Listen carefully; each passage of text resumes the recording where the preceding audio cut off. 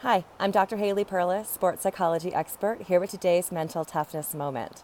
Last night was the college football playoff national championships, and it was a huge game. And unfortunately, I wasn't able to watch it because I was working. But this morning, I was on my indoor cycle and I had all of the ESPN recap videos on my computer right in front of me. And interestingly enough, on the TV behind my computer on mute was the movie Friday Night Lights. So I was all into college football for the hour that I was on the bike. But I want to make note of two mental toughness tools. And one I'll present in this video, and then I'm going to create another video. So if you are watching this, you know that there's a second one coming up. The first is that Coach Saban, in his post-game interview, really talked about the power of resiliency. And resiliency is a big word that's flying around all of us, whether in sport, in wellness, in business. I do a lot of speaking in the corporate world right now, and resilience is probably one, if not the top topic in mental toughness.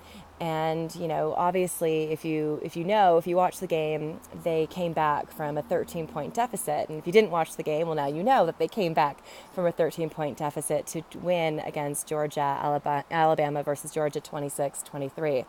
And he talks about the power behind resiliency, and really it's about, and I completely agree, getting rid of the mental clutter and focusing on the present. You can't change the past, and the only way you can control the future is if you focus on the present moment. And he really focused on getting rid of the mental clutter. And that's what really sports psychology is. It's not getting us to think more. It's actually getting everyone to think less, but more strategically. Think about the things that are going to get you, well, that last touchdown, for example, to win the championship.